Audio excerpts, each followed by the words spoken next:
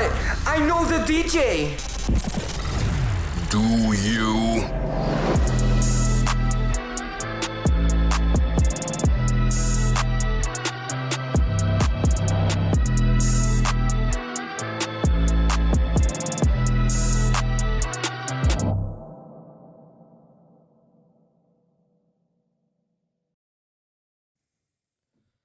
Welcome to episode 15 of But I Know the DJ, a podcast discussing all things DJing, music, nightlife, business, and pop culture through the unfiltered opinions of host SNAX, a.k.a. TJ SNAX, where you can get the max for the minimum, powered by Dope Entertainment and our sponsor, Anchor. This is a special episode because we'd like to announce a few things and just kind of reflect. As of today's recording, we've hit 300 followers on Instagram and 2,000 listens on the podcast. You know, little successes, little achievements, milestones. We're making it, and it's all because of you listeners. If you're listening right now, if you have listened in the past, it's all because of you. You know, we're trying to grow this thing, and it's growing pretty nicely. I'm super happy. Shout out to all the guests. We're just super excited to kind of see what 2021 brings us and the kind of numbers we can hit from there and just the kind of conversation we can have. So thank you, and we're super excited. And, as we mentioned, 15 episodes in. I have our producer here, Ado, to talk about our experience developing this podcast, our plans, and how the rest of the world has been trending as we, have already began 2021.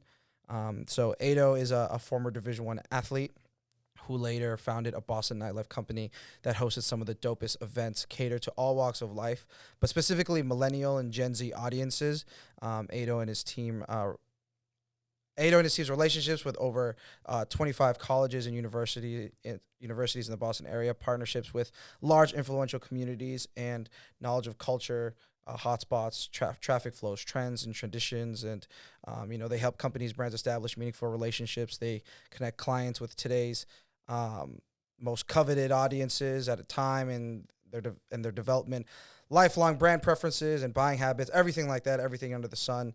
Clients choose them because they are constantly evolving, continuously relevant, and always delivering results. Over Ado's career in business and the workforce, he has been able to develop skills in a variety of disciplines from leadership, sales, marketing, and business operations that he has applied to various areas of interest and ventures. He is keen on exploring challenges and identifying the factors that will most impact change and finding strategies that lead to results. So we welcome guest and beautiful producer Ado in the building. You've heard him many times already, but he's here in the flesh officially. Man, it's crazy. It's I've never been on this side of it. Hearing the warm welcome. Obviously, I appreciate you having me in the podcast, my guy. Bro, of course. And we've had you on a couple of the past episodes, and it's always been like crazy game and crazy conversations. You know, you're a super smart guy, and we appreciate you. And you've been a huge part of we're like, we just come on over if you hear the extra stuff. But, obviously you've been a giant part of this podcast and the growth of it. And, since I've started this, a lot of people have asked me, like, how did it come about and how has it been growing it? And a lot of, like, nitty-gritty questions. I'm fortunate enough to be able to say, like, I have a team behind me. Yeah. And I have people that kind of handle different aspects of the podcast, with D&EG, which is going to be our Black-owned business of the week, obviously, being yours. I know I described it a little bit in a very vague way. Do you want to just describe what D&EG was, what it is now, and kind of how you've developed it into what it is today? Yeah, no, absolutely. First of all, again, congratulations on baby on 2K. I've been saying it for weeks. Let's go. People don't, I think, realize how hard it is to develop a podcast. Like, you have to have work and building, in a time where everyone is kind of to themselves. Like, that's major achievement. So props to you.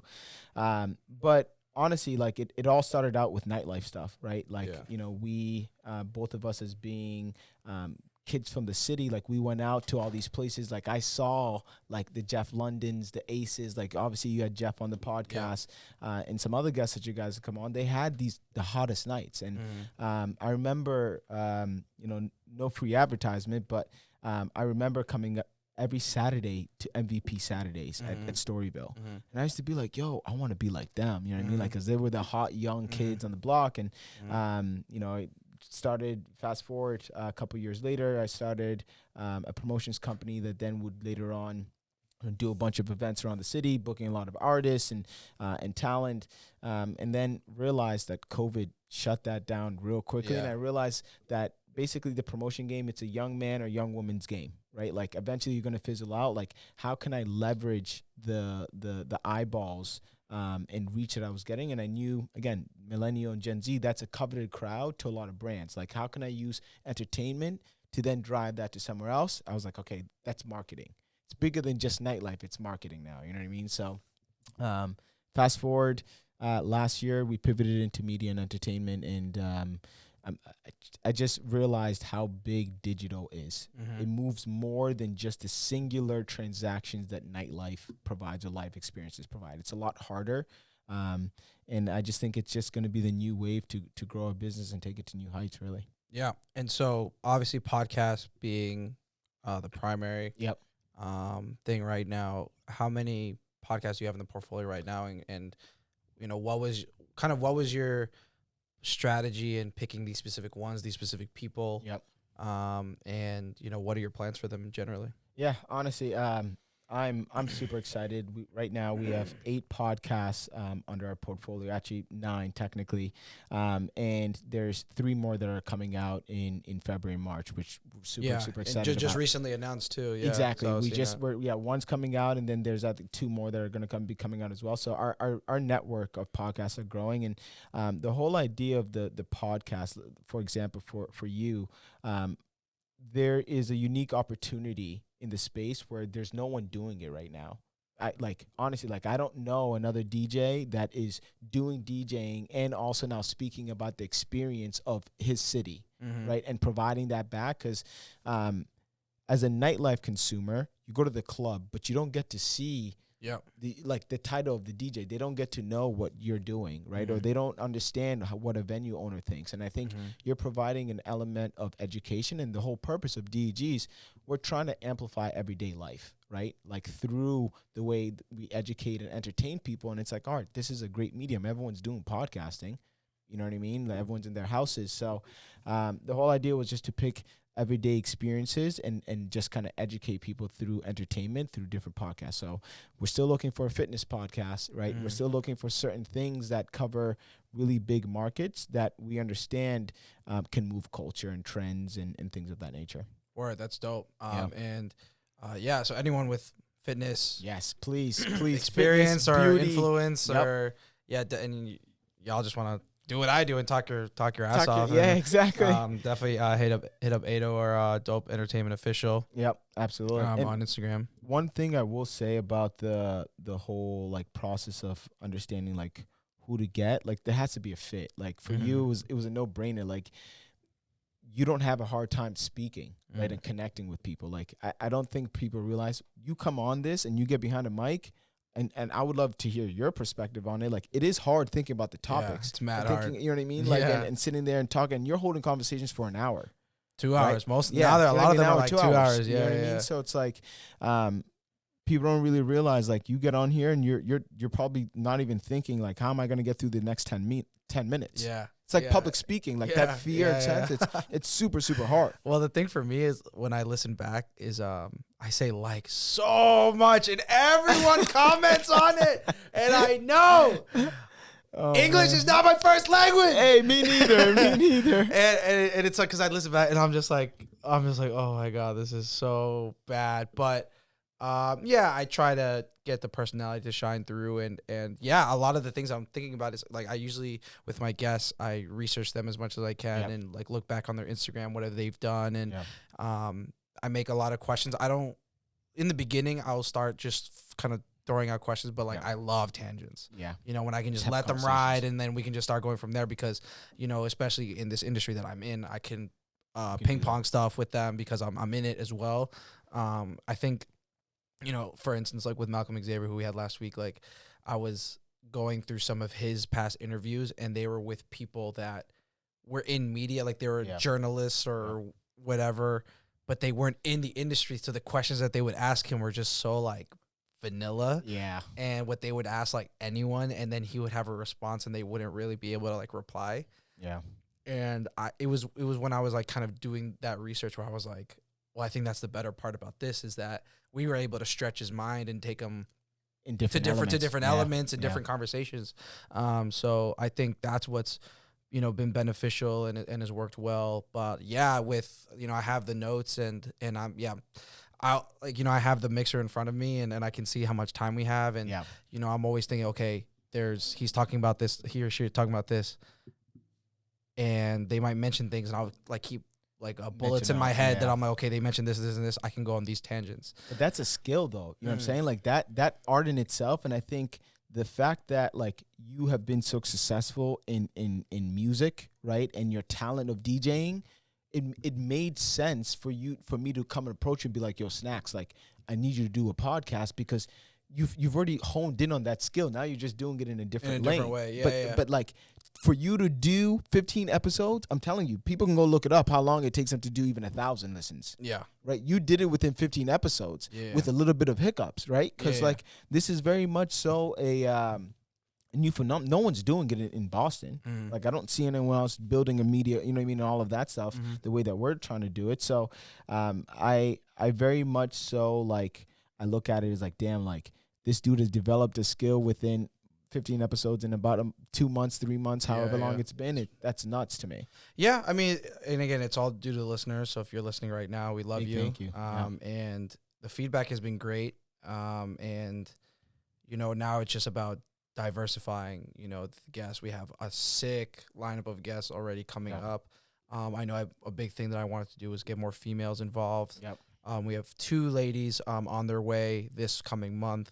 Super excited about, and two completely different positions in just general business. So one of them has nothing to do with music at all. Oh wow! Actually, cool. a new addition to the portfolio, Allie. Yes. So yes. I wanted to get a female that kind of has her own business specifically on OnlyFans, which she does. Yep. She has a crazy following, as you know, and beautiful girl. And when I was talking to her, I was like, oh, sweet, she's nice. Like, she's a super nice She's girl. super nice. Exactly, and we were just talking actually this morning, I think.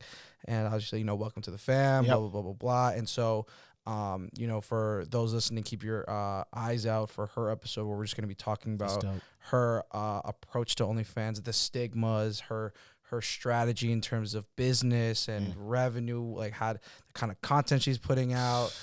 So that's kind of what I want to go through there, because I think both, obviously a lot of men listen, and I think, there's this crazy like misunderstanding or misconception of what these OnlyFans accounts are. 100%. You know what I mean? And don't get me wrong, some are super like, I don't know the word I want to use, but they're pretty wild. Yeah, you know, wild, and it kind of, I think it's gonna over time shift socially how men preserve women. You know what I mean? And but at the end of the day, like I look at it and I know a couple girls who just weren't comfortable getting on on a podcast and talking about it, that do it or have done it, and they're like, yo, like it requires a lot of management, a lot of how much you want to do, how much you want to expose yourself, if you can, like, they know that they can make X amount of dollars, but they have to kind of start taking sacrifices. 100%. You know what I'm saying? So in other areas of their life. Exactly. And so that's the stuff I kind of wanted to talk about and get real. Hey, this is what it is. And then hopefully get some, female listeners to get like a real insight. Because like I said, some of my friends that I've done in the past, like they were asking me if I like knew other girls who have done it so they can get some insight and what the best way to do it is.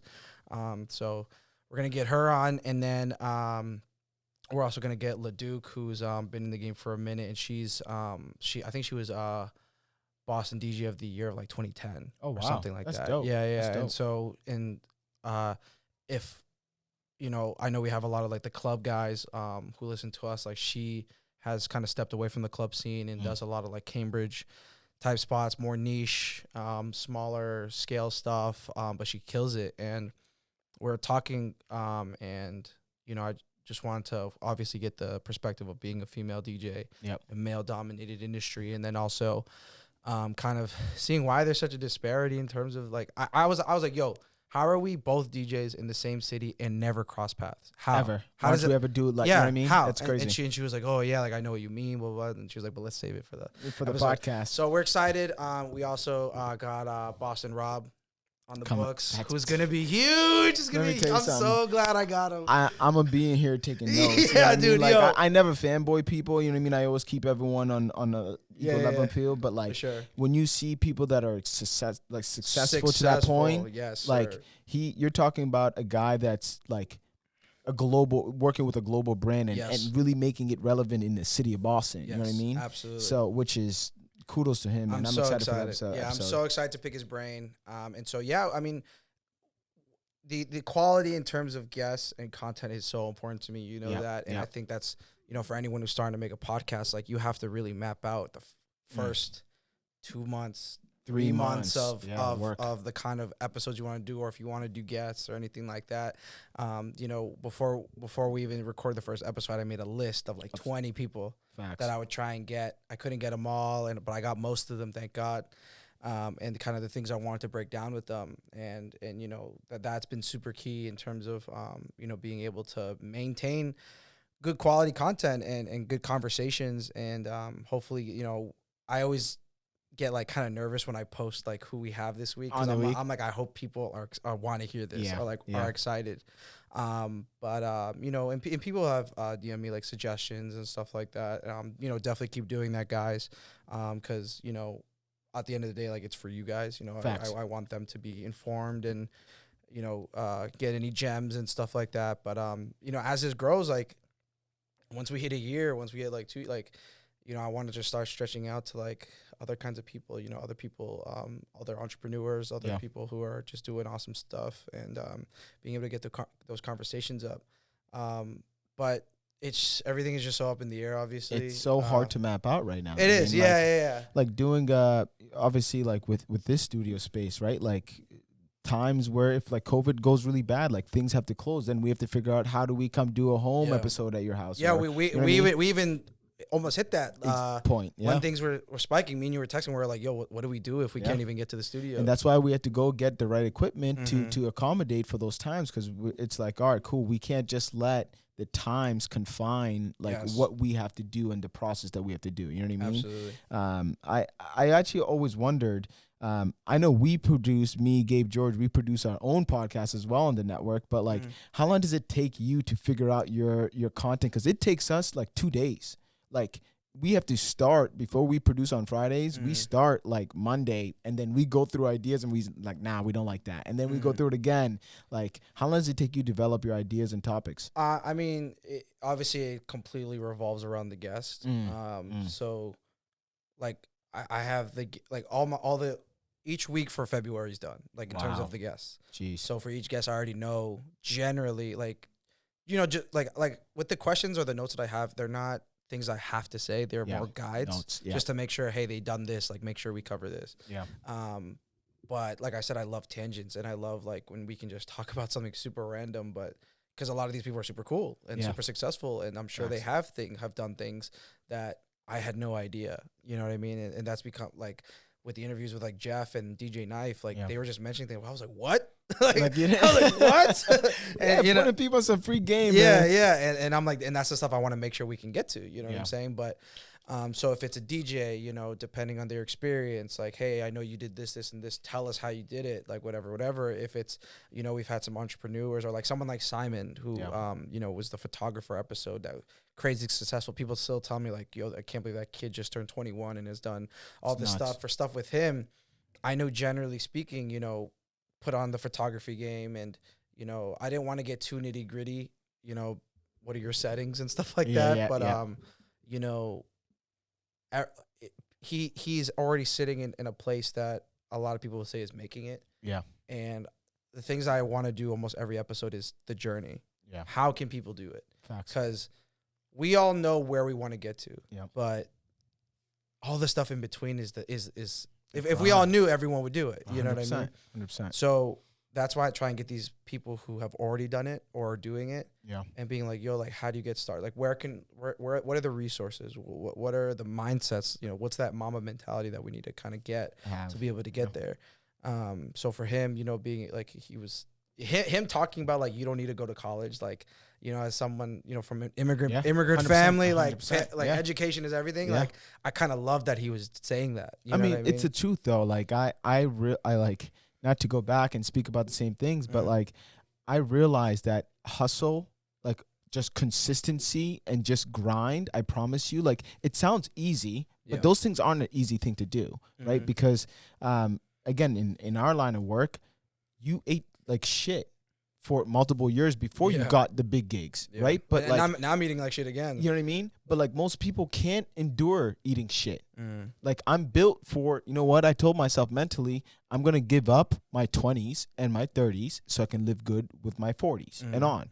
That like to battle yourself with that mentally is a very, very hard thing, because those times that you go through the hard times, it's hard for a lot of people, and they pull out. They're like, nah, you know what? Let me go back over here and collect that. You know what I mean? Safe. Yeah. I mean, it's that third world mentality, bro. Yeah, you know what I mean? It's where we come from. Exactly. Bro. Like I'm not going back to what that was. You know what I mean? I can't. Yeah, you know what I mean? So for me, there's no option.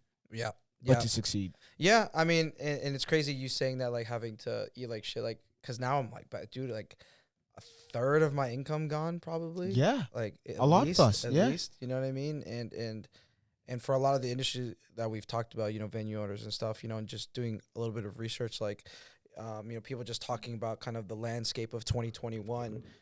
You know, there's predictions even with the vaccine, you know, being almost readily available to everyone within the coming months. 50% of venues will close regardless of any funding or any vaccine.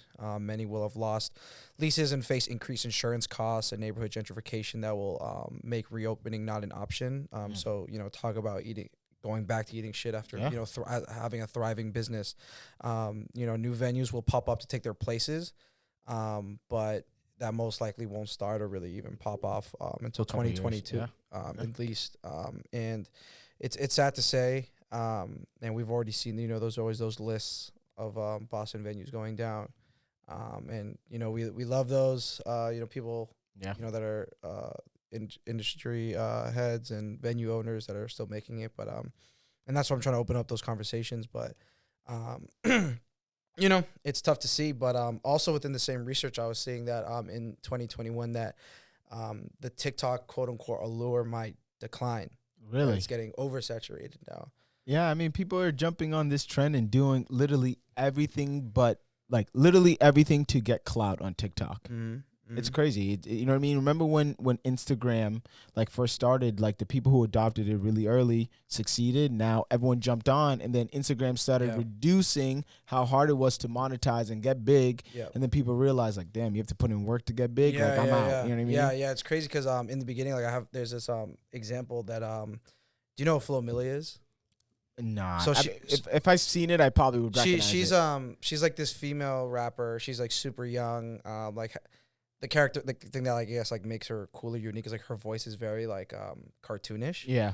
And there's this thing where I was reading that it says rapper Flo Milli had you know, this is last year, right? So last year she offered $200 to a TikTok celebrity, quote unquote, to make a dance to her track Be Flow Mix more popular. Yeah. And the video clip was created then by an account called @NiceMichael, gained over 100,000 views, and shortly after, Millie signed a contract to RCA.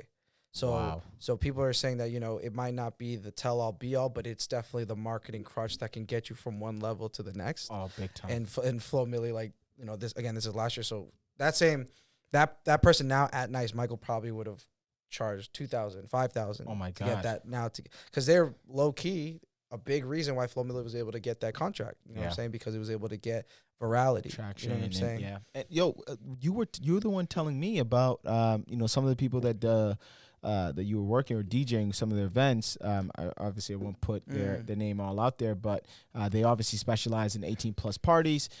They had an artist, right, that was before was really big or not known. 24K Gold. 24K Gold, right? And then coming out just asking for an opportunity. And then all of a sudden, now his song blows up on TikTok. Now he has a platinum album. Can't a reach song. him. Can't reach him. You can't reach him. Literally, like the day after that event, we were DMing each other on Twitter. You know what I'm saying? Like that's crazy. Because he was just some fucking kid. You know what I mean? And it was so funny because his tour DJ was literally his boy.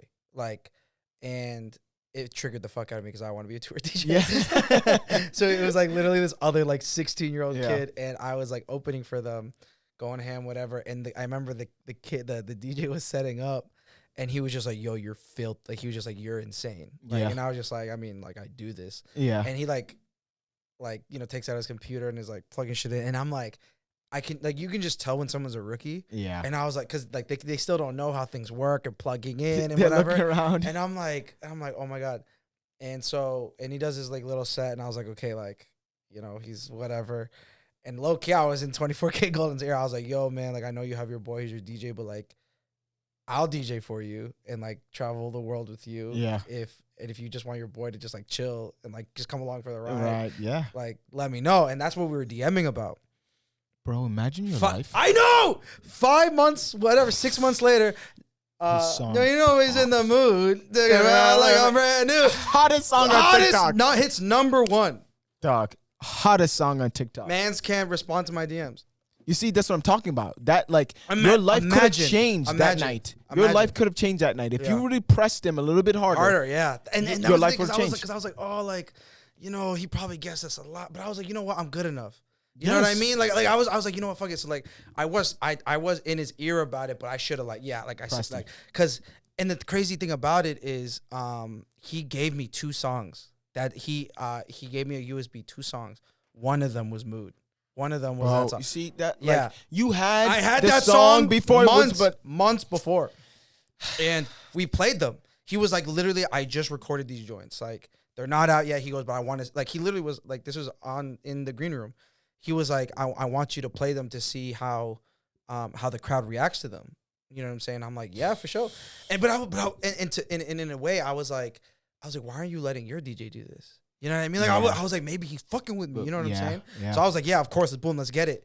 And I was getting on the mic, hyping him up. Like I was just trying to like let him see what things could possible. be. You know what I'm saying? And whatever. And I just think that like he didn't have a tour manager. Like he was so that it would've was been the him time. and his boys. That That's was the it. time to build a relationship with him. And I think I think it was one of those things where like maybe if he was doing multiple shows there, like I could have been like, yo, let's link for lunch tomorrow. Let me show you around. If it was like that, I think it would have gone a lot farther. Oh my god. But yeah, like we were DMing, and then like he just goes to the next city and we don't like talk. And then 5-6 months later, I'm hearing about this song and I'm like, yo, this is the fucking kid. And it's like, yeah, the biggest song ever. And it's shit's wild, man. It happens overnight. You know what Overnight. I mean? And that's what. And when you go back to like your topic of TikTok, and I'm just looking like, damn, like I wish I would have jumped on this trend earlier, right? Because it's a huge marketing thing. I can't. Like, okay, I know what it takes to go viral because it's very fucking simple. Yes. Like on the DJ side, like you just gotta do like where did these 5 popular songs come from? This is where they came. And like just do these dumb, like it's so stupid. And shout out to DJs that are doing them and doing them well, and they're getting the virality and stuff. But like me, like I'm posting like stuff that I like and that I am proud of, and they're not getting a lot of views. But like I would rather me go viral off of something that is representative of me and my skill and what I bring than me just like adapting and being like, I know this is gonna be what they want just for the sake of the numbers.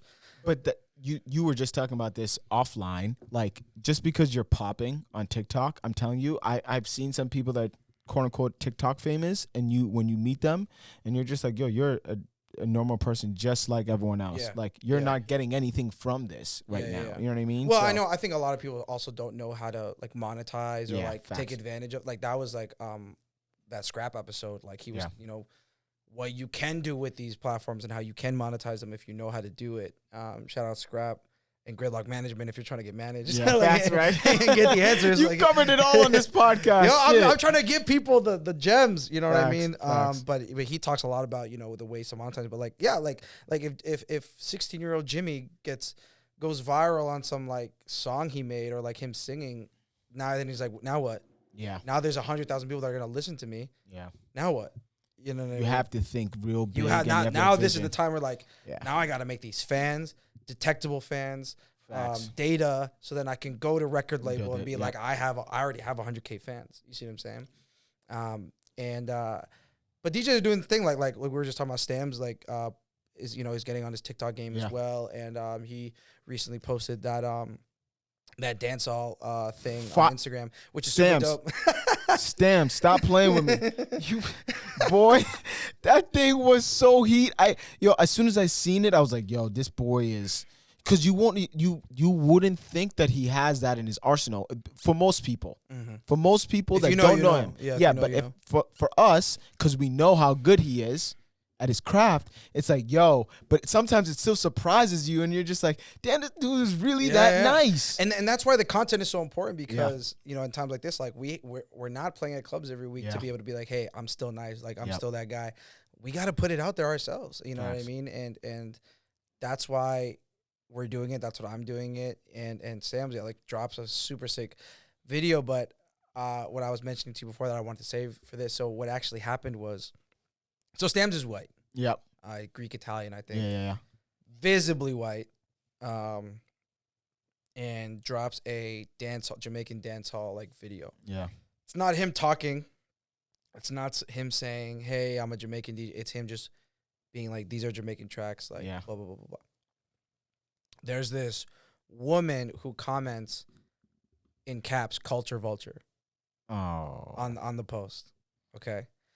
And, shout out, Cammy V, Toomey, Fab, and Stams. You know, we have our group chat. You know, they were here on the podcast a few weeks ago. And Stams is like, yo, like, I don't know what to do. You know, like, I'm shocked. And I'm like, whoa, what are you talking about? And he goes, yo, look. And I go, and I'm like, oh, my God. Like, and people were already starting to, like, reply. Yeah. And it opened up a whole can of worms of, I think people like to throw culture vulture out a lot. You know, a lot of what's happening socially has been pretty intense in the last few months, obviously. And, it's easy to see, a white guy. And blame him. Yeah. And blame him or, like, put him in a bad light for, doing something that is in black culture, right? Yeah. But people were roasting. I was like, yo, I need some fans like Stams, yo. Yeah. Because people were definitely, I told him, I said, do not respond. Let the people talk for you. That's what I said. Facts. And I went in there and I was like, yo, you're dumb as fuck. But that's literally the purpose of the DJ. Like we are here to play music. We're here to make people dance, make people sing. So if that means we play African music, Jamaican music, like whatever it is, we do it. You know what I'm saying? Because he's white, does that mean he can only play white music? So what, he's supposed to be out here playing the Beatles for the rest of his life? You know what I mean? The thing is, and sorry to cut you off, but everyone always tries to put you in a box. I've realized, right? Like, they say, you know what, you're a promoter, you're just supposed to do promote. You're only supposed to be a promoter. You're not supposed to be an owner, right? Oh, SNAX, you're only a DJ. You're not supposed to be, like, you're not supposed to manage DJs. You're not supposed to do this. Everyone always tries to put you in a box and limits. And I look at that, I'm just like, first of all, I don't understand why people are so worried about hating on other people. Like, if you, like, just took the time to not consume the energy to hate on someone else and you just focus on someone else, like, I promise you're going to be better off than you hating on someone and you continuing to live the same way that you were living today and with all your problems. It's like, it just doesn't make sense. And it was just wild to see that, and it was just it just sucked because it was something that he was trying to put out positively. And like, it killed his vibe. You know what I mean? And like, there was, I think, 100 comments, all positive except that one. And it's that one that, like, people start focusing on. And I was like, bro, listen, like, what I said, I was like, yo, she's spiking the algorithm. Like, if people are starting to respond to her and now this is a hot comment, good for you, bro. That's on the algorithm, get the attention. You know, that any publicity is good publicity. You know what I'm saying? So we were able to take that, but she started getting, like, she was like, people were hopping on her like crazy. I think she ended up deleting her comment. The comment. But like I said, Stam's got some fans, yo. But it was just a very interesting conversation that, like, not that I couldn't believe happened, but I was just kind of shocked. And it's one of those things, like, if you know Stam's, like he plays, like, that's like a lot of the shit he plays. Like, but he has that arsenal. It's like, you can't knock a dude. Like, when this is what's so funny. And I always used to wonder, I'm like, how is SNAX one of maybe a handful of DJs, actually, no, and I can't even say handful, like a couple of DJs that, I literally will, like, whenever he has come to my residency on a Friday night at Storyville, right, that literally has every walk of life in there, right? So, like, your library of music is catering to Billy, to you know what I mean? You know what I mean? Every single person, and then the next night you're doing a majority African or black night. You know what I mean? And then you go do another somewhere. I'm like, yo, that is crazy. One, I don't understand how you like. Where do you go get your music library from? Because wherever you're going, like let me go there. I was talking to Cammy about this. Yeah. Shout out Cammy V. He's someone. So another white DJ who has the skill and wants to learn and be able to play at as many places as he can and for as many crowds as he possibly can. And he was asking pretty much the same thing. And I think for any DJ that's listening, like you have to take the time to just research. Like it's like not the best answer, but that's what it is. I started getting booked by Kareem on his nights. And I was like, okay, like I'm the only non-black person here. Yeah. Like I have to adjust and I have to learn. I have to understand their culture so I can make sure they have a good time. Yeah. I can ignore it and be like, yo, I know what's hot. Yeah. And ignore them, and then they feel not seen or they feel not welcomed in this place that is supposed to be for them. You feel what I'm saying? So if I get handed a residency and this is the crowd that is given to me, I need to grow that crowd. You know, I'm a slave to them. Yeah. You feel what I'm saying? That's wow. And so I'm like, okay, I've been a dancehall head since like 07, 08, 09, like so that was I was good on that. What I was weak in was soca. Yeah. That carnival shit, like Trini, West Indian stuff. I was very weak. And so I go home, I go through every major I listen to Notting Hill Carnival sets from back in like 2003 on. Because the way I looked at it was like whatever was popping in 03 is now like a deep cut or like early set thing that I can play now. So now I have this breadth of like 17 years of shit that they were really playing out there that like the culture knows that I'm like studying now. And then obviously like, figuring out, a simple Spotify playlist. You know what I mean? Like that's a place to start. Yeah. And just kind of figure out who are the big artists in that space, and then just like watching videos, dude, like watching like amateur people just in like on their phone on an iPhone, like taking a video of them at a Caribbean club and what's playing in the background, like taking note of these things.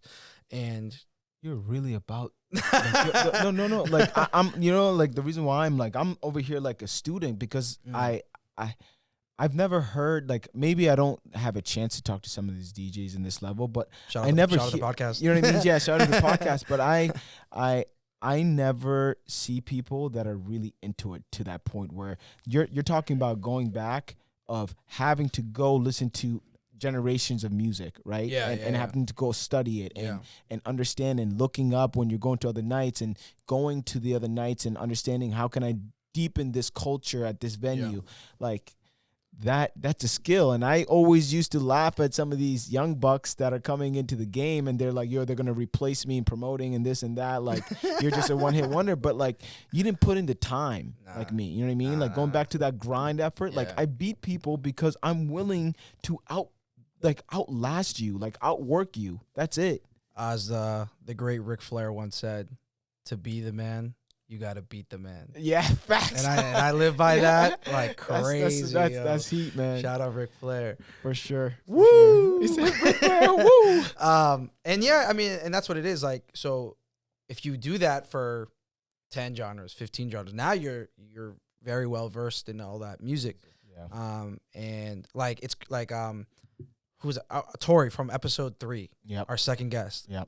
She talked about how if someone can play what she plays at home with her mom, that is more memorable than just playing the hit song. Facts. I'm gonna learn what that song was. You see what I'm saying?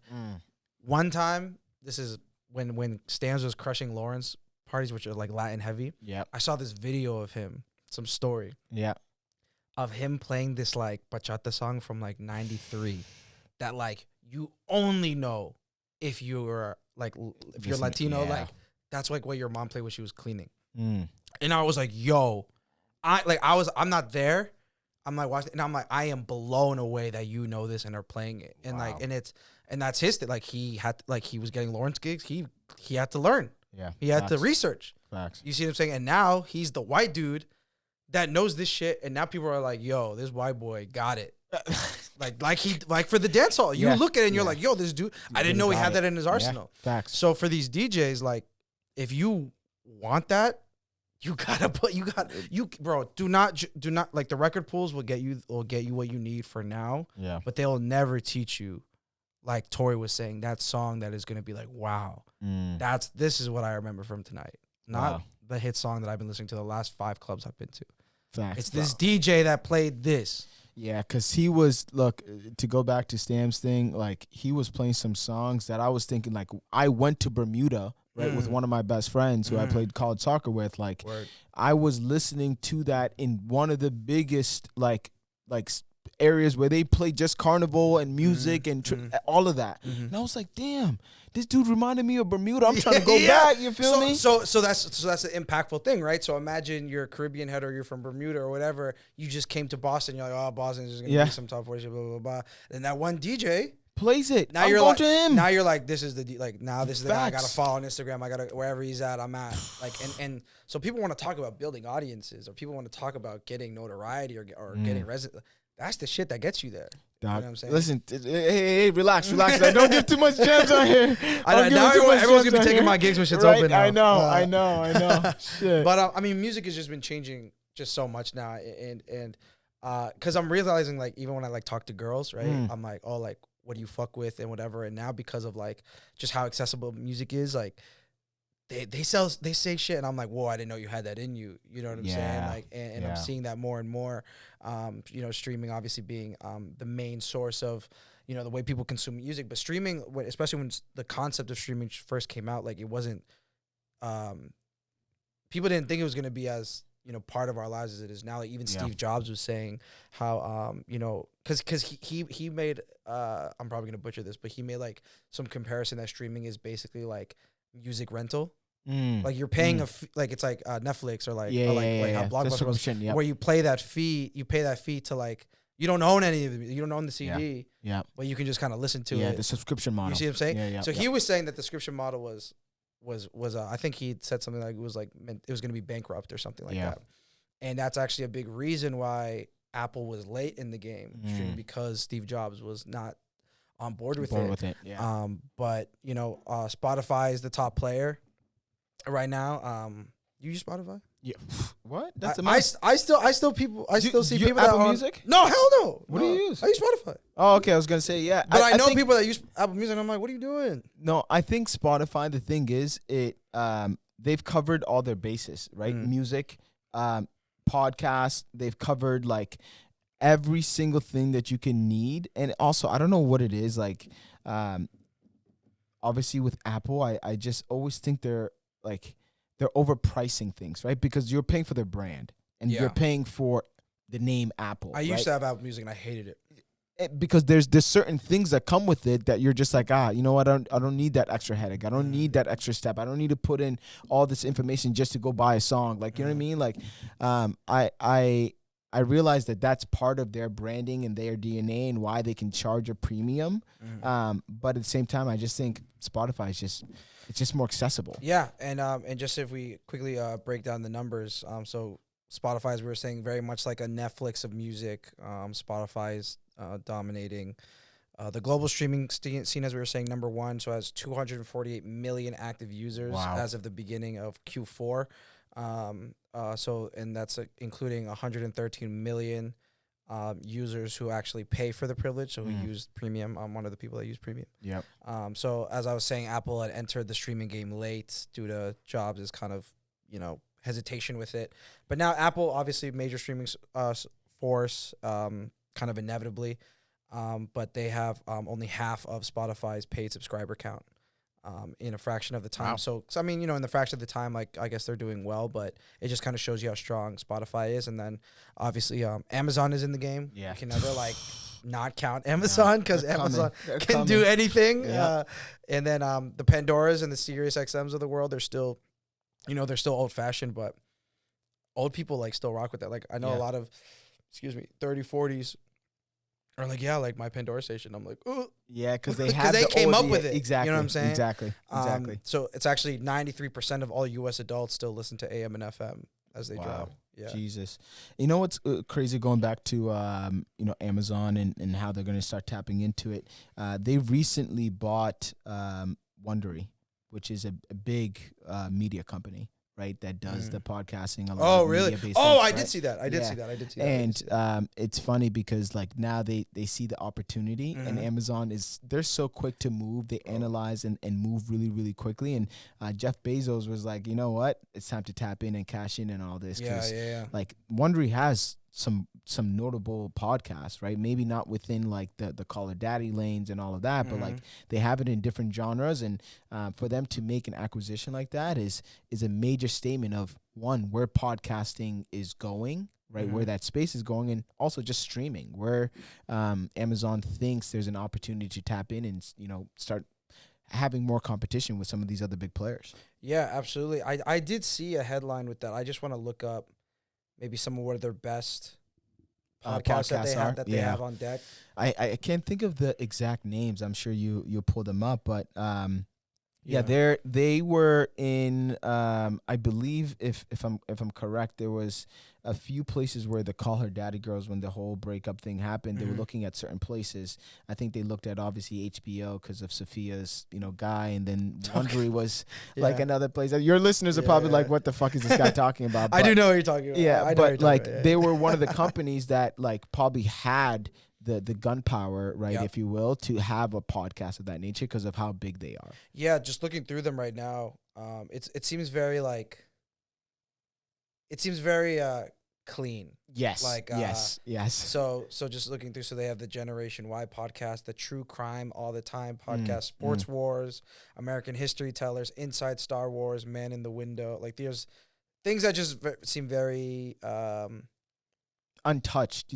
See, that's a strategy though. Like when you, I know you asked me about like what's the plan, and I didn't really answer that. But like the goal is to get into podcasts like that, right? The scientific podcast, because those are lanes that don't have a lot of competition, right? People don't understand like when you develop a podcast, just getting on a mic and saying, you know what, I'm going to be talking about these topics just because I'm going to talk about it better than someone else. It doesn't work, right? Like think about the people that start sports podcasts or even entertainment podcasts. Like they're very, very competitive because there's a lot of people in those industries that want to talk about those things.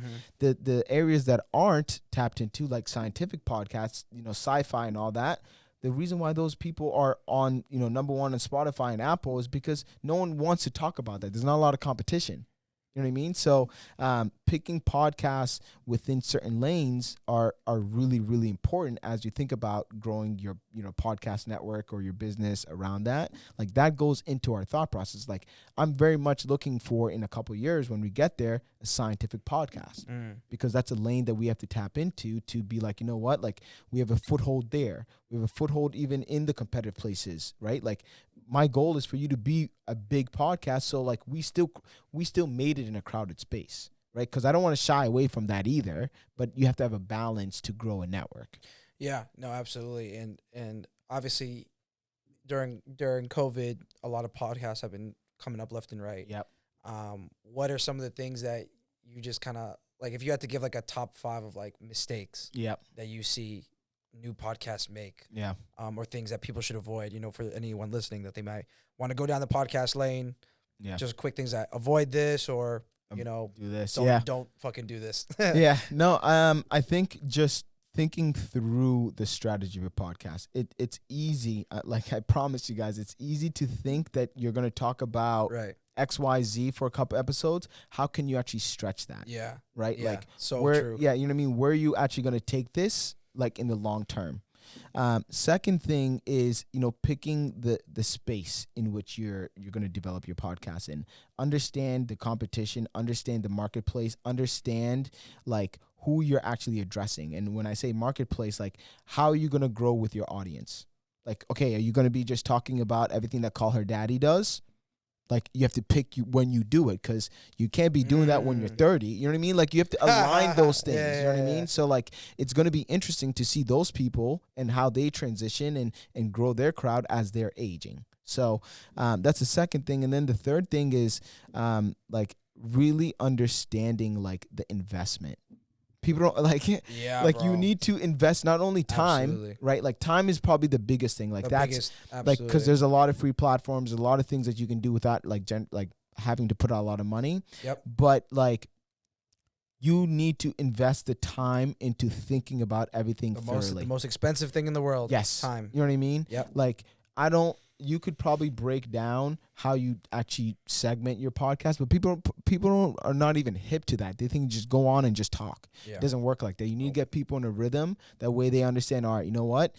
Whenever I put out a post, even just like the design element, right? Like your designs are on cue with every single time you post. People now know, okay, every Tuesday around this time, I expect SNAX' episode to come out. I know what his fly is going to look like. Okay, cool.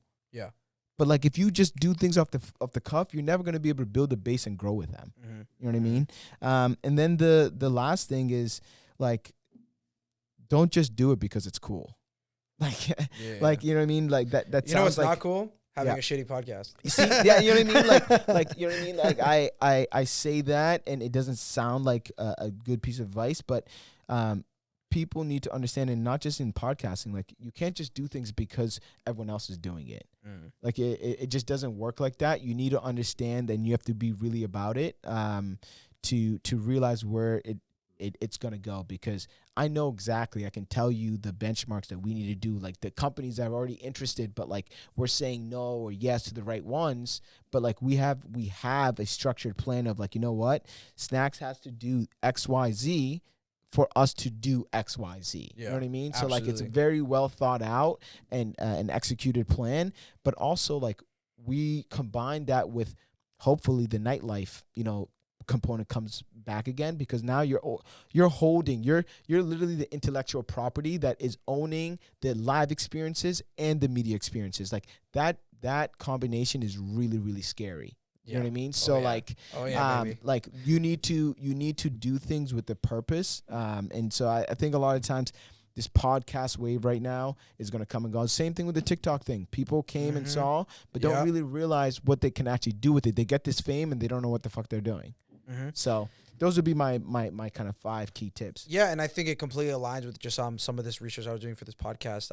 I found this interesting blurb about podcasting and how there was a huge spike in 2020. Yep. And now maybe 2021 people are like, oh shit, like whether because of return or because of the time investment, that it's actually gonna peter out because people are just like again, so the spike in users, and then oh shit, now it's going to be a huge drop because we were like, oh fuck, I couldn't do it. So there's this thing, there's like, this year has been the rush to podcasting, and streaming companies see it as a way to increase revenue without the giant licensing fees. And everyone from celebrities to people who can own a USB microphone gets their own show. Hello, good to meet you. Yeah. The problem is that podcasting is hard work. As Ado just said, the rewards apply only to the lucky 1%. Yes. And the listening public only has so many hours in the day. As the episodes have gone on, we've gone longer and longer. Yes. Part of that is because the conversations have just been getting better. Yeah. I've gotten better as a host, blah, blah, blah, blah, blah. Some people have texted me and been like, yo, really excited for this podcast, but I looked at it's 2 hours and I'm a little bit overwhelmed. Some people are like, yo, I wish that this went longer. Yeah. I'm still trying to figure out. And people, please DM me, let me know. I had a homie, shout out Cadence, who was just like, who finally found it and was like, I just binged all of them in like a day. Yeah. Like, you know what I mean? So like, it's just, I'm still trying to figure out what the sweet spot in terms of time is. But sometimes I like some of these conversations are going so well. I'm like, there's no reason to end them.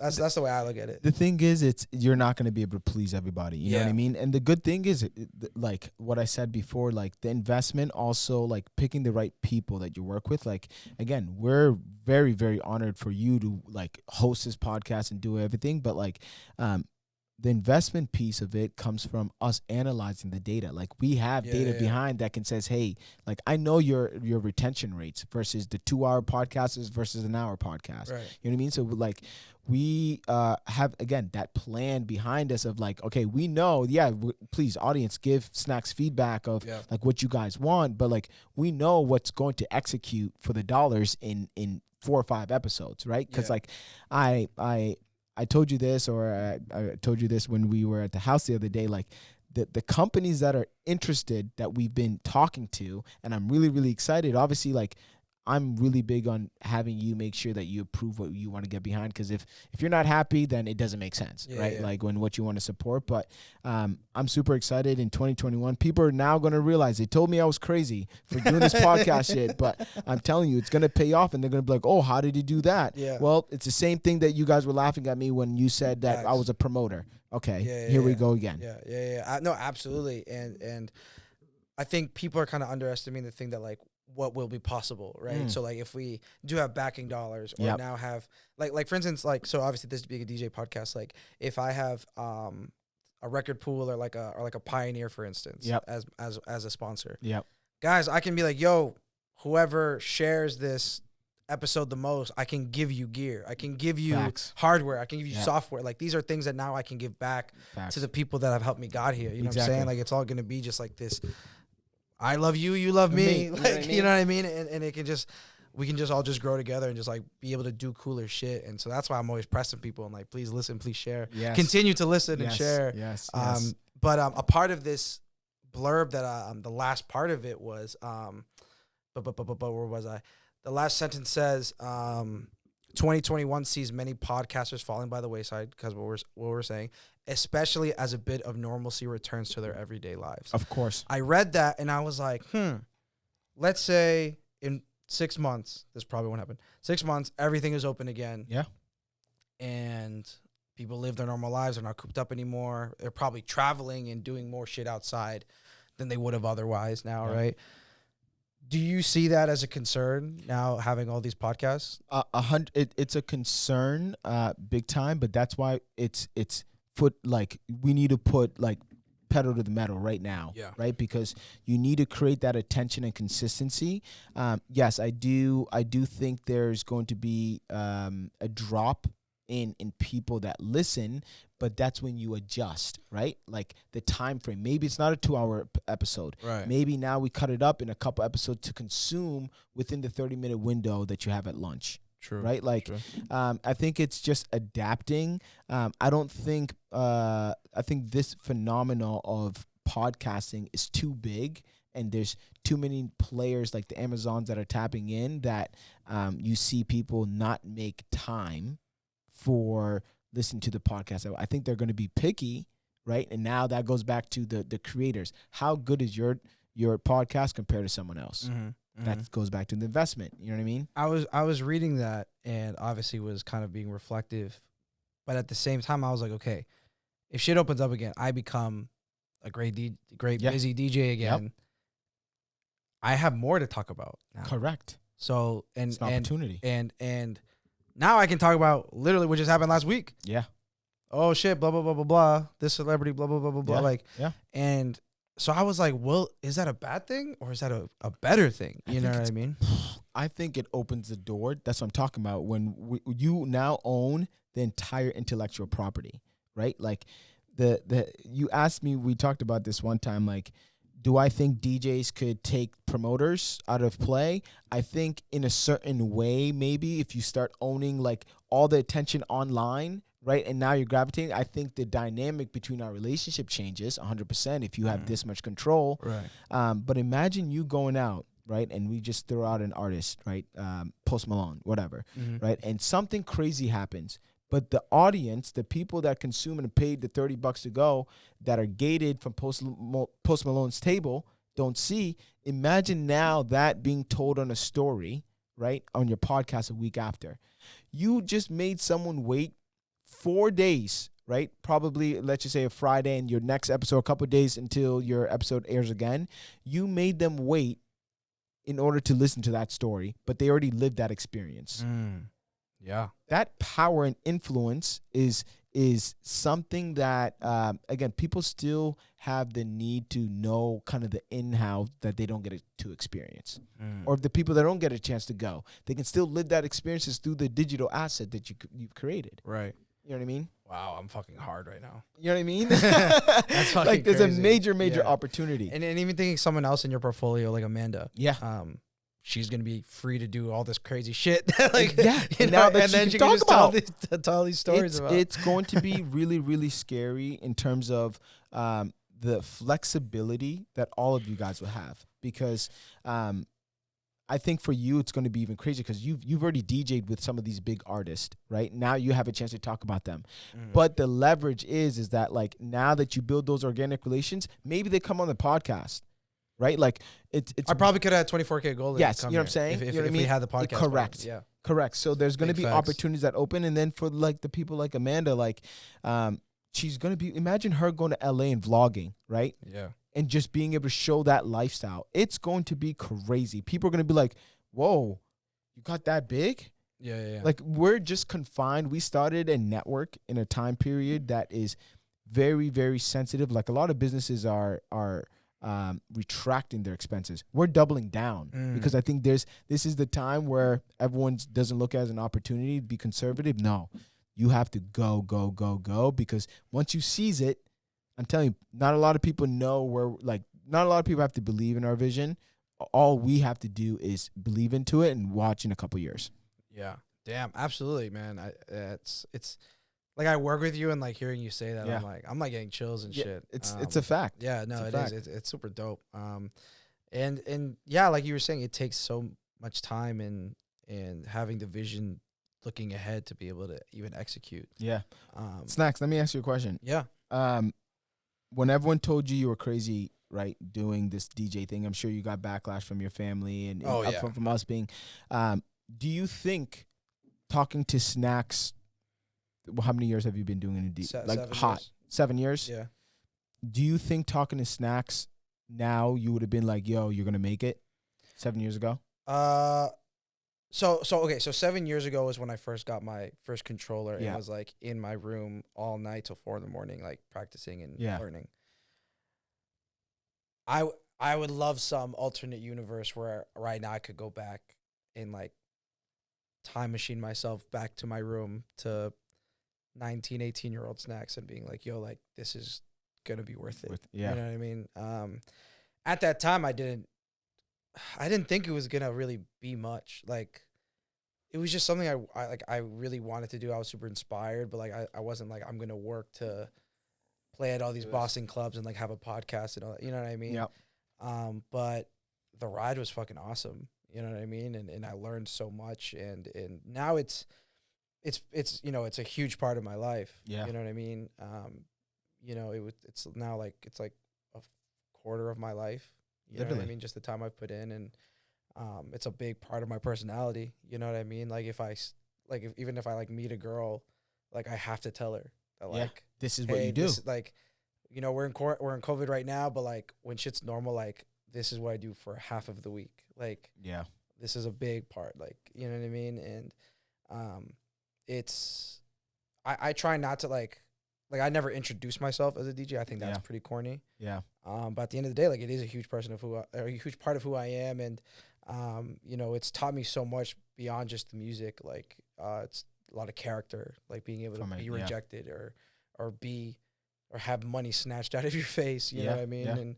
And have other DJs like try and little menu and stuff like that, and being able to have that discipline that if you really want something, you have to go and get it, right? And Jazzy Jeff, one of my personal number one DJ in the world ever, he had this quote like that was going viral the other week that was like everyone asking me like when or how does like a DJ quit?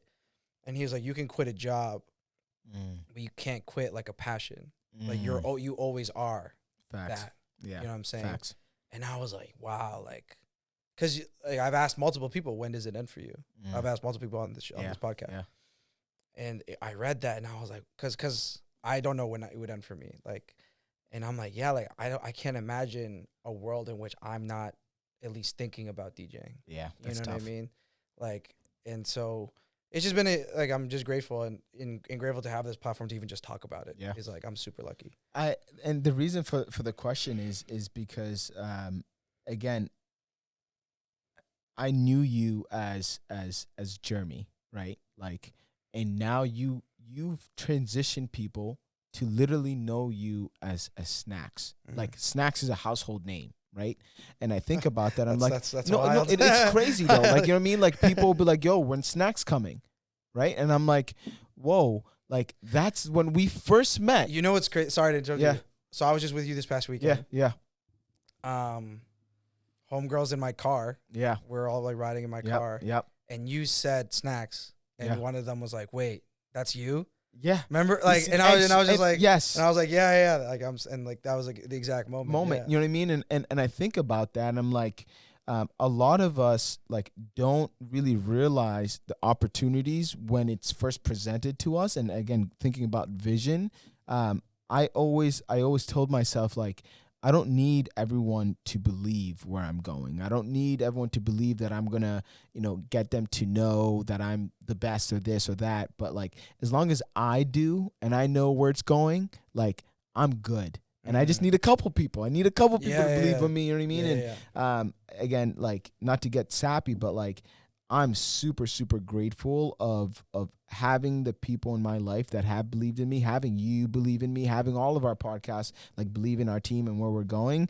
And I always just laugh at people, because when they laugh at me, they weren't laughing at me when I was a nobody and then turned nightlife over their head. You know what I mean? And then like, where the media thing, I think this is going to be the one that like everyone remembers us for. You know what I mean? So I'm super, super excited for your podcast and everyone else's podcast. Like, it's going to be crazy. It's been an exciting journey, and we're still learning. Literally, we're just texting like yesterday, like being like, "Yo, what the fuck?" Like, yeah. Well, it's me mostly yelling at you. But. Yes, I know. Listen, and that's something to note. Can you? I'm sorry. Sometimes when you I look at my text message and be like, "Yo, me and SNAX are about to fight," because like this. No, because these words, like I read text. Me and you are both like this. I think like we probably read into text messages being like, "Yo, is this dude good?" Like, what's that? And that's what people understand about like how hard it is to produce a podcast. Like you're a creator. I'm also a creator too, but we have certain things that tick us off, right? But like this is very much like, something that I'm always learning. Like I'm never an expert until I don't think I'll ever be an expert, to be honest, in any field. Like, cause there's always something you can always improve. And, it's good because you challenge me to be better, because you want perfection and I also want perfection. But yeah, it's like people don't understand the behind the scenes of us like yelling at each other when I fuck up and I'm like, damn, I'm about to hear from SNAX. Like, like when I don't get it out on time, SNAX is going to be like, yo, dude, what the, you know what I mean? Because it's pressure. It's pressure. You're the one person on our network. I'm the only one, right? I feel one so network bad. that chews me out. You know what I'm saying? But like, because yours has a little bit more demands in terms of like the length of it and what kind of goes into it. But yes, I very much love this like aspect and how we work together. And it's good. And the thing is, from where it started to now, it's great. But I know those things are gonna come and they're gonna continue happening. I think I asked you once. I was like, "Yo, am I your most like difficult?" Yes, 100%. To answer the question, you are the most difficult podcast we have. But that's a good thing, because the feedback that you're getting and that we're improving on every little thing, like minute details, like that's what it takes to be a good podcast. You know what I'm saying? And you have the drive to build it that way. Yeah, I mean, like I was saying to you yesterday, I was like, yo, a lot of the listeners are like producers, are musically like inclined people, DJ, like they can notice when there's these little ass things where, if it's like a fashion blog, for instance, like they're worried about the fashion, they're not worried about the technical thing, you know what I mean? So that's why like I get so like pressed on it, because I'm like, yo, and that's just the way DJs and producers are. They're like, hey, like, of course. Like, like with mixing, they're like, yo, you could have done that transition better. I'm like, I know. Like, you know what I mean? And that's how it is for this. Like, people are like, oh, this is that, and I'm like, I fucking know. I know. But the thing is, I'm very open to feedback. Like, and it's been great. You know what I mean? I'm very much a sponge of like, all right, cool. Like, I know. Like, if I do something and you don't criticize it, it's like, nah, okay, well, what's going on here? Either you didn't care for it that much, right? Or like, okay, maybe I give myself a little pat on the back, but like I have to pick something that is wrong with it, because that means there is opportunity to do better. Yeah. That's it. Absolutely. You know what I mean? And that's what it takes. And so people just in general, like, be critical of yourself, be critical of your own product. You can love it, but you have to constantly rip it apart for it to grow and be 100%, better. 100%. And have those good people around you to be able to do that for you and to be real. Because if you're just gonna be around a bunch of people that are just gonna like suck you and stuff, like Yeah, it doesn't work. You're gonna You're not gonna last. clouded. You know Yeah, what I mean? You yeah. get clouded, and you just won't know. Facts. What else is kind of going on with you? Like, like, are you good? Yeah, man. Like, listen, life. I've realized a lot about myself during this time, and with COVID, and like, I think for you too, you go from being wanted, right, and desired, right, with the just kind of catering to people, and then you see everyone that drops off because you're not giving them that thing, right? And I've realized a lot, like taking a step back from the business aspect of it, like who's real in your life for you, who's not real in your life for you, like who actually supports you. Like I've honestly reflected on all this, and I've realized like I don't need to insert energy to people that don't give it back to me. You know what I mean? And that's been like a lot of my consumption outside of like the business stuff has been a lot of that stuff, because I've never had time to actually go look at it, right? Because I'm always going. Like whenever you're DJing, sometimes the little things that bother you, you don't really realize them, how much they impact you until like you have this time period, right? So when I'm not doing business stuff, I try to analyze like who I surround myself with a lot more than I did before, who I give energy that I know is going to give me energy back. So I feel like that has been like consuming me, and trying to figure out like where do I channel some of those thoughts and frustrations, because that does like that's 50% who I am, and then 50% who I am when I'm business Ado. You know what I mean? Like those are two things I'm always trying to kind of balance a lot of. Being super reflective as a black man, like a young black man. Oh, Have you seen yourself growing just in terms of what you're going to be accepting of yourself? Like being able to be like, hey, maybe I need to talk to someone. Hey, maybe I need to express myself emotionally a little bit more. Has that shifted within the last 10 months? oh my God. I'm going to open up and be very, very real. As an African male, like you're not supposed to share, hey, like I'm having a hard time. Yeah. Right. And I've carried a lot of baggage, right? Because I've seen a lot. I've gone through a lot of experiences. I'm sure other people have gone through a lot of experiences too, but I've never been good about saying, yo, I'm hurt. Right? Because weakness in my, like how I looked at it was always like frowned upon. But I've now realized this past year that I've hurt a lot of people around me because I've carried those baggages, and I've moved a certain way, and I've pushed people away because I never had an outlet of being like, yo, like, you know what, that actually does bother me, right? Maybe in a relationship, or if in a friendship, like me opening up more has reduced my blood pressure, has reduced all these other things that allow me to have a clear-headed mind and not always think that everyone's out to get me. You know what I mean? Yeah. But yes, I very much have been seeking like someone to go and open like professional help. And not because it's like I'm crazy or anything like bro, that. there's like, that stigma. Like it's gone. You know what I mean? It has to be gone. But Yeah. like I think people really, really need it, and I think especially in our line of work because we're dealing with so many people like wants and needs that like you forget yours. Oh, yeah. You know what I'm saying? I let me see. Almost 3 years ago, I sought professional help for the first time. Yeah. I started seeing a therapist, and a lot of it was because, like, okay, so the way I have my Instagram, for example, as a DJ, I need to be the life of the party. I need to be the funnest dude in the world. I can't express emotion. I can't like exude sad boy vibes. Yeah. You know what I mean? So like, if I need to constantly be people's outlet, like people come to me when they want fun. They look to me when they. I had a bad week. I need to go turn up. Like, where's SNAX at? You know what I mean? So then, where do I go? You see what I'm saying? Where do you go? That is, you feel what I'm a saying? good question, man. And so I was, things in my life were changing, and, I was growing up, first generation, the way we came up versus our parents came up were so different. Like, we're butting heads and stuff like that. And I was like, yo, I have nowhere to go.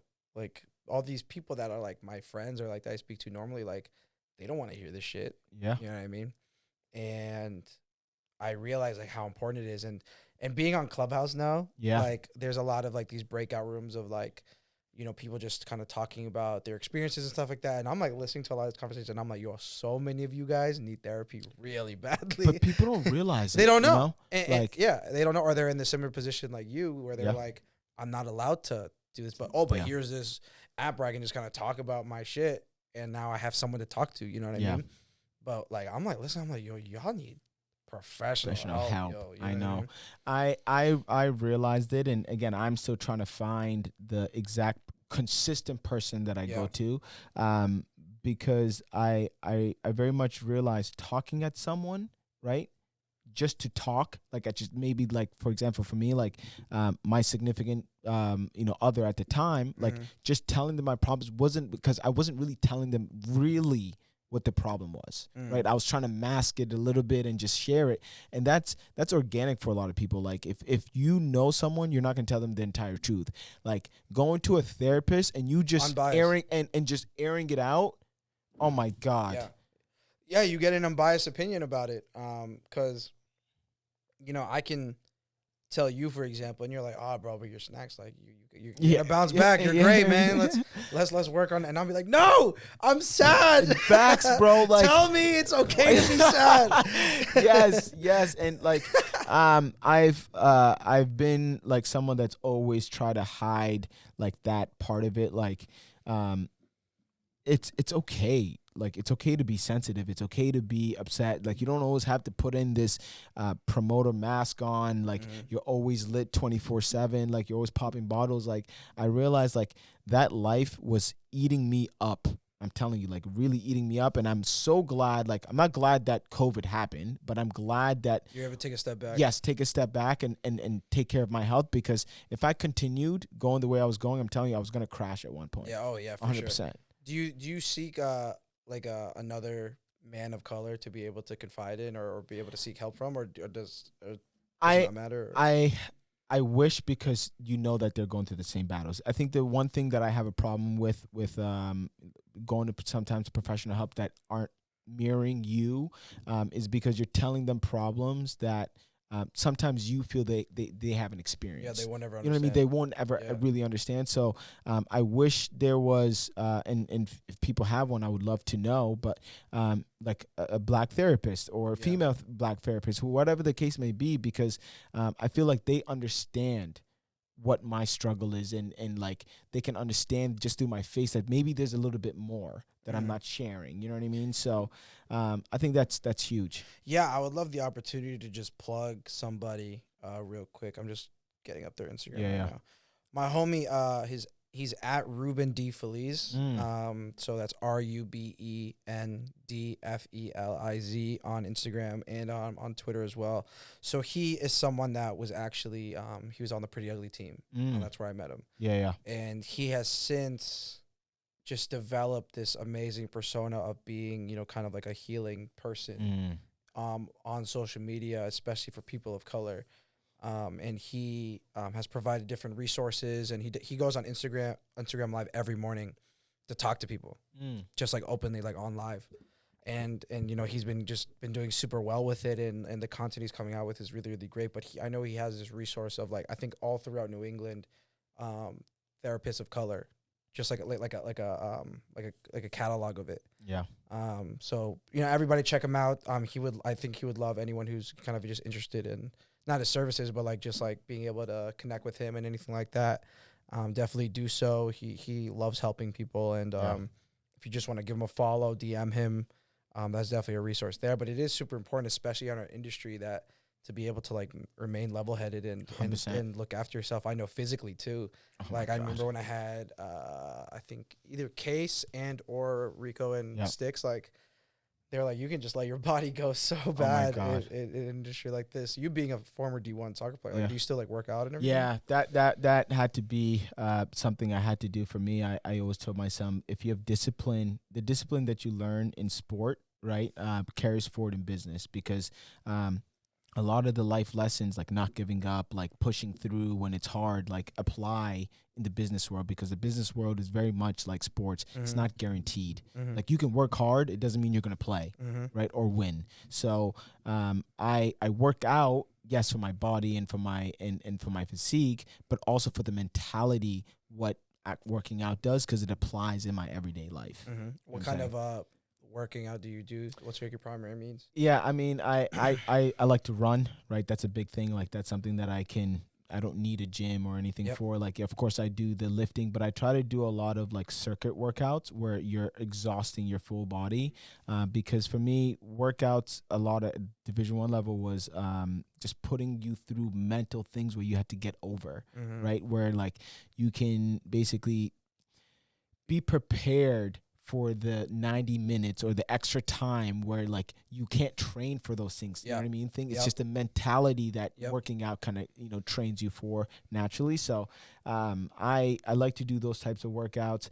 I've never really been a guy that wants to like, oh, I'm about to put on and yoke up. Like, I'm good with all that. Like, I'm gonna stay lean. As long as I look good in clothes, that's it. You know what I mean? So how about you? I know you're a big runner. Do you do a lot of lifting too? Yeah, that's like the shit I don't post. Yeah, like I don't know. This is not my life. I'm not like a juice head or whatever. But like I lift. I used to lift way more. Like when I haven't been to a gym since last February, like almost a year. Yeah. But like we have weights at the crib, and we're a Peloton household and stuff like that. That's dope. So you know, still lifting and stuff, but it's just different. Like we don't have like it's all dumbbell stuff, so like we don't have barbell or anything.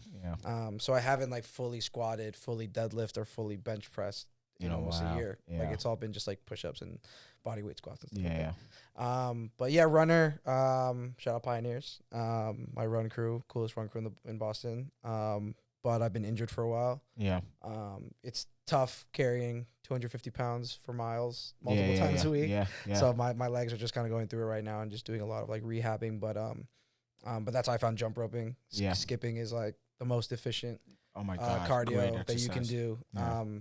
And if anyone's like looking to like, if you have 15 minutes to like exhaust yourself and like get a good efficient workout, like jump roping is no question the thing to do. And I've learned to love it. And I'm trying to like build like a little like jump rope community of like people just like want to like get into it. Snacks, you're always doing something, man. Snack attack is always doing something. It's like, I don't know, man. Like, I hate being idle. Like the date, like I had like MLK day off. And I was like dumb stressed because I was just like, I should just do nothing, but like I just needed stuff to do. Like, something. Like I just hate it. But yeah, man, like just I don't know. I just like to put out like positive vibes and positive vibes out, and like people will be like, oh, like this is cool that you're doing. And I'm like, yo, you do it. Like, tell me how, like, I can get you into this. Like, you know what I mean? I think you've always been like that, though. Ever since I met you, I've never, and I think this goes back to, like, this persona that we put online. Like, I've never seen you post anything, like, negative or ever seen you say like you know what I mean. Sometimes I've sent subliminals online where I put like just a crying emoji just to let people know I'm hurt, man. Like want y'all motherfuckers to reach out to me and let them, like, you know what I mean, console me a little bit. But I've never seen that from you, you know what I mean, which is crazy. Out of all the years, let's just even take the DJ world, like I've known you, I don't think I've ever seen you post anything like that. I'm trying to think. I'm not going to say that I can't be. I mean, I talk shit all the time here. Like, I'm not going to say I'm not an asshole. I can actually tell a really funny story. Because, like, that's cool. That's great that you feel that way, because that means a lot of people feel that way. But no. I've definitely sent, or like, I don't post subliminals anymore because it's usually not worth it. But I'll definitely like be like, oh my God, this is so fucking stupid. I'll tell you a funny story. And I can tell this story because it's like, it's been a while. It's been a while, and it's so like far beyond us now. This was do you know DJ El Menor? I've heard. He's big in the Latin scene. He's big in the Latin. Shout out DJ El Menor. So he's also a Honduran. So I'm half Honduran. I think he's full Honduran. And we're close to the same age. I think I'm a little older than him. We're close to the same age. He's crushing it. Was crushing it, is crushing it. Like, does very, very well. Super popular guy. Was another guy who was doing streaming, doing super well. Shout out Menor, everybody follow him. So this is probably like 2 years ago. And this was literally like me being like just like this is like an asshole. So at this time, like I think we had just got on each other's radar. Like I think we had just followed each other, and like, but like we had not met. And it was just like whatever, you know what I mean? Like, this is another cool dude, whatever. And I I was I was the Bijou resident at this point. Yep. And you know how in the DJ booth there's like stickers, like all of our stickers, and it's like it's like this stupid ass DJ shit. Like if you put your sticker on a DJ booth, like that's marking that you've been there, right? Like hey, like I'm like, so for me, the first time I played at Bijou and I put my sticker there, it was a moment for me because I'm like, I am now at the same place as all these other great DJs before me, right? Yeah. So boom. And the thing about me is I have a black and white sticker and a white and black sticker. I put both of them at 2 different spots. Okay. And I was like, haha, take it 2 spots, whatever. And then every time I went there, I was like, boom, they're still there. Cool. Because something that Young Tut has gone through, Stams has gone through, people rip off their stickers. Wow. And it's simple and stupid, but it's a respect thing. Yeah. Like if someone rips off, it's like, yo, who's hating on me? Like, or who like wanted, like who's taking my name off of something that I earned I earned to get there. So I always check, okay, it's still there, boom. And it's been there for years. The first time I played at Bijou was like 2016 or something. Wow. So one day I walk in, as I normally do, check, okay, first one's there. The next one, DJ El Menor stickers on top of mine. See what I'm saying? Oh. So like, it's different to take it off, but to like be like, ha, that's his, boom, here's mine. Mine is better. You know, that's the way I look at it. You feel what I'm saying? So for me, excuse me, I was like, what the fuck? I was just like, and I ripped his off. But the thing is, I could have just threw it away. I put it in another place that had space for his. Yeah. So like, I was like, let me fix this. And like, here you go. Like, this is your spot. Yeah. Like, don't ever do that again. You know what I mean? I was pissed. Like, I was like so mad. And I was just like, and whatever I did the night, like, it was like not a big deal. Yeah. But I was just like, now it just made me like look at him differently. Like I was just like, are you coming? Like I was like, there's all these stickers here. Why did you come for me? Yeah. And we're both Honduran. We should be, if anything, connected. We should be trying to take over together and like rise up together. Yeah. You know what I'm saying? So I'm like, so now like I'm kind of in my own head. I'm like, now I see him post and I'm like, yo, fuck that guy. Like I was like, this is stupid. I was like, yo, like he doesn't fuck with me. I don't fuck with him. Whatever. But I never did anything. I talked to a couple people about it, but I never did anything. Fast forward like 6 months, and it's the summertime. I do this day party, and I have a nighttime party. Me being me, I get fucking wasted at the day party. Don't even know if I'm even going to be able to like DJ that night. Like I am fucking wasted. And I'm with my boy who is also a DJ. We're getting dinner like literally in between the 2 sets. Like, bro, I like blacked out that like I was fucking fucked up. Did you DJ by the way? Hell yeah. Yeah. I fucking crushed it. But I was fucked. Like I was eating because like I had to eat. Yeah. Like I was fucked up. And I remember being fucked up. Like I told him this story and I was obviously super like mad about it because I was drunk or whatever. And his dumbass, he goes, you should say something. And obviously I'm drunk. So I go, you know what? So I should say something. Yeah, fuck yeah. Like I should say something. So I go straight to my DMs, straight to El Menor. Like, and I like, and mind you, like I am drunk. So like I'm saying things that don't make sense. Like I'm going ham, going crazy. Oh my God. And poor El Menor is like, bro, what are you talking about? Like, oh my, like, and you know, everybody follow him, like the nicest kid in the world. Like, but he's just like, dude, I'm so like, I don't know where this is coming from. Like, obviously this is random. Like, this is literally out of nowhere. Yeah. Like, what? And I'm like, nah, fuck you, blah, blah, blah, blah, blah. And like, I'm like, we should be uplifting each other. Like, that was so fucking disrespectful. Like, you're so lucky, blah, blah, blah, blah, blah. Violent. I am violent. Yeah. And then he apologized, and I think I just leave it be, do the gig, whatever. The next day, I wake up like sober, and I'm like, oh my God. I'm like, oh my God. And I'm rereading it and I'm like, oh my God. And I don't remember what I don't remember if I like texted him, just been like, yo, I'm so sorry. But like, I remember, I think I was enough an asshole. Like I just left it. I think I was too embarrassed actually. Yeah. A few months after that, Storyville, Swish Wednesday. Yep. So like it was, you know, industry night, like mad DJs are there. So he pulls up with like Rico and Castanet, like they all, and like we're all dabbing each other, and I see him, and it was like an elephant in the room thing. And I go up to him, I'm like, yo, man, like, I hope we're good. Like, you know what I mean? Like I know we don't got to say it. Everything. I hope we're good. And he was like, yo, man, it's all good. Like, and, you know, again, shout out to him, but like, I was so embarrassed. And like, that was me where I was like a fucking asshole. Like, I don't know if it was an ego thing or like, I just felt disrespected, but like, I think at the end of the day, it was just like a misunderstanding. And oh, whatever. trust me, I had multiple of those moments. Trust me. Yeah. More of the story. Do not respond or DM anyone when you are drunk. Yeah, that's the moral. Yeah, Yes, yeah. 100%. Like if you like go months not dealing with it, it's probably because it's not that big of a deal. So when you're drunk and someone's like, "Yeah, do it," it's like you're gonna make Don't it do way it. more of a way bigger of a deal than it has to be. Oh my god. Yeah. Shout out Minor, man. Sorry about that. Yes. He's probably like, "What the fuck is this dude?" Yeah, when I felt so bad. my It was just me being like basically I can be a huge asshole, and I have been a huge asshole in the past. And damn. Well, I'm lucky. I haven't gotten one of those DMs from you. So no. I'm doing I mean, right just wait till I'm drunk and there's something wrong with the podcast, and then you're like, "What the fuck, Ado? You piece of shit." Yeah, but I mean, it happens. But you know, I've been trying to drink like way less these days. I think that's also another success in our industry. Like you can't be about this lifestyle. Like there has to be a separation between business and enjoying with your customers and clients, but you can't consume it, right? The way that like some of these kids enter this industry for like, oh, I'm gonna rage, and like it's not sustainable.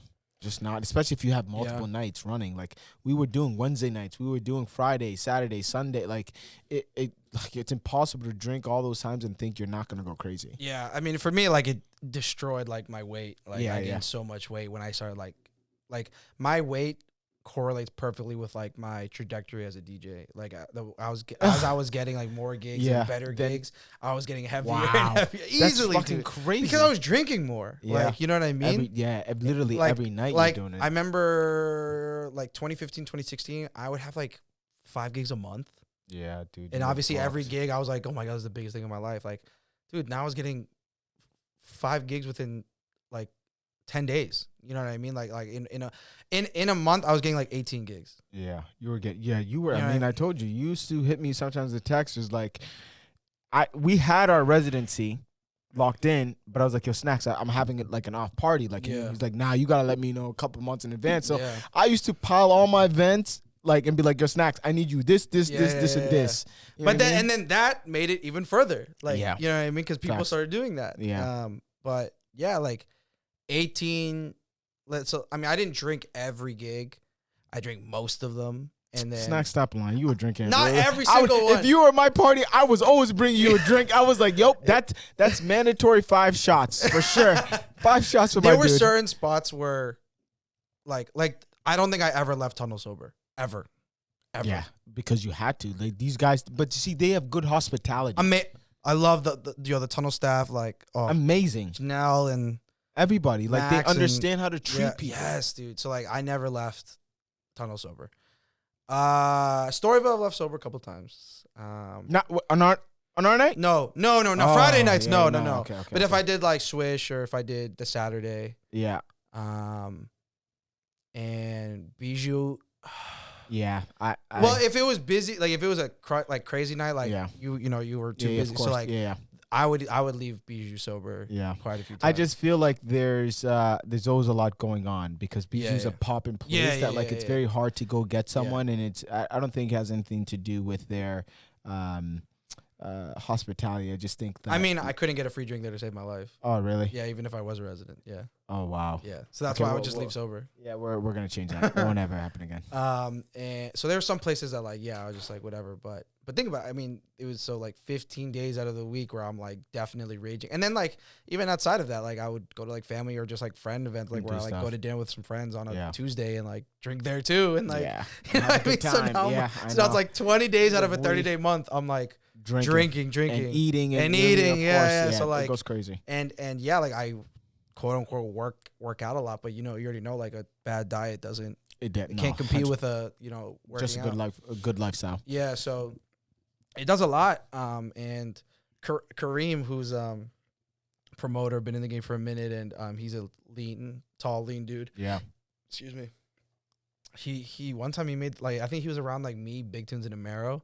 like all these like big bodied like DJs. DJs? And he goes, "Why the fuck do all DJs get fat?" And I'm like, dude, look at what we do. Like, like we stand in one spot for 4 hours, drink just all night, DJ. and then Go eat and late then night eat food after. Yeah, Oh exactly. my I'm like, gosh. like, what do you think? Like, they were out here working out. Like, Yeah, hell no. I mean, you can. I mean, all your weekends booked. exactly. Yeah, yeah. Jesus. And then if you work at 9 to 5, like, Yeah, you then just it's have so over. much time. Yeah, yeah. So it's tough, you know. And I've taken, you know, cutting back, and obviously I barely eat out anymore. Yeah. But yeah, man, I just love to eat, bro. Man, listen, I told myself this, like, if you don't like to eat, we're never going on a date. That's a fact. Like, I like people that like just like to go have a good time, or not even a date. Like, if you want to just chop it up, like I'm the first thing I'm saying, let's go chop it up and go eat. Go You know to what I dinner. mean? Yeah. You have to.